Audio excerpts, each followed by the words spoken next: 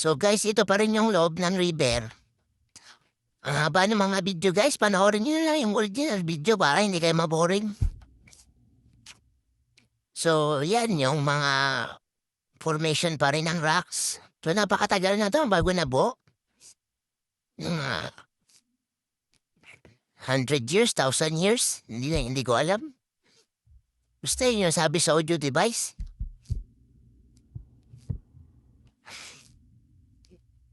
So may mga tinuturo yung guide dito.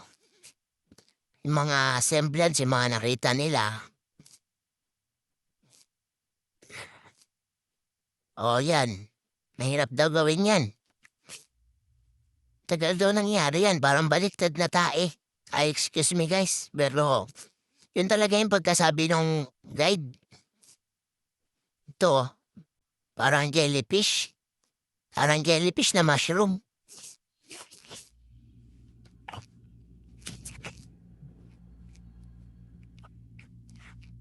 So madami guys. Okay naman, ginagawa nila ng kwento yung kuweba para hindi boring yung tour. So, maganda, magaling. Lalo kung magaling yung guide nyo, maraming hugot. So dito kami dadaan sa Bat Cave.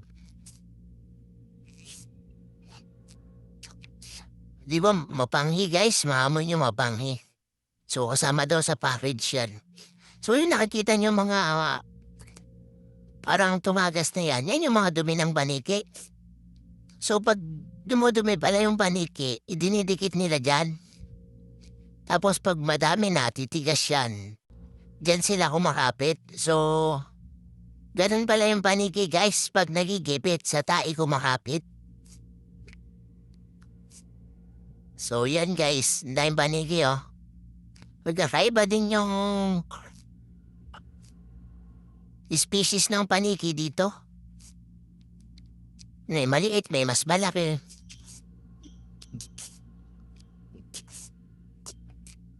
So maganda guys.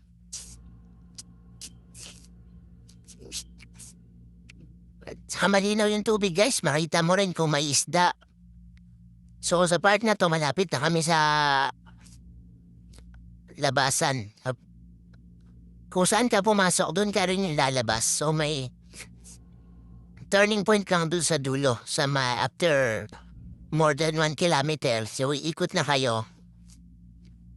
Babalik na kayo dito. So yan guys.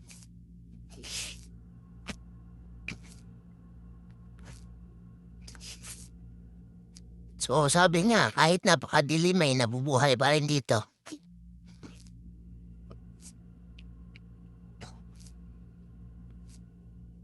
Maganda guys, nakakantok mo eh. Parang ang sarap matulog kasi ang lamig ng lugar. Parang aircon na sakto lang yung lamig. So ayun na yung labasan guys.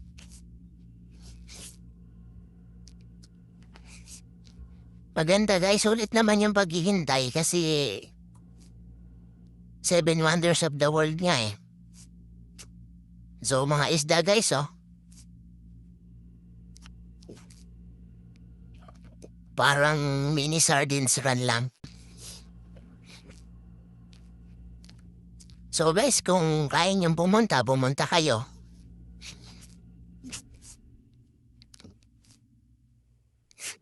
Maganda pala talaga dito sa Palawan. So hindi ko naman binagsisisihan na napunta ako dito. Siyempre tumakas na nga lang eh.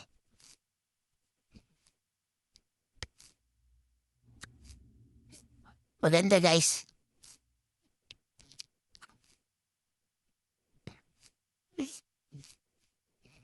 So ayun guys, after 45 minutes, makakalabas na kami.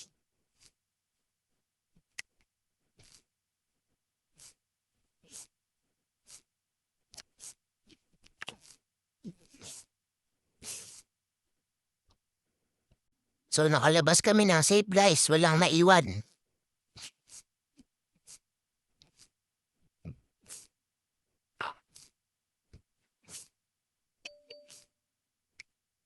So yan guys na hopefully nakikita niyo yung amazing na underground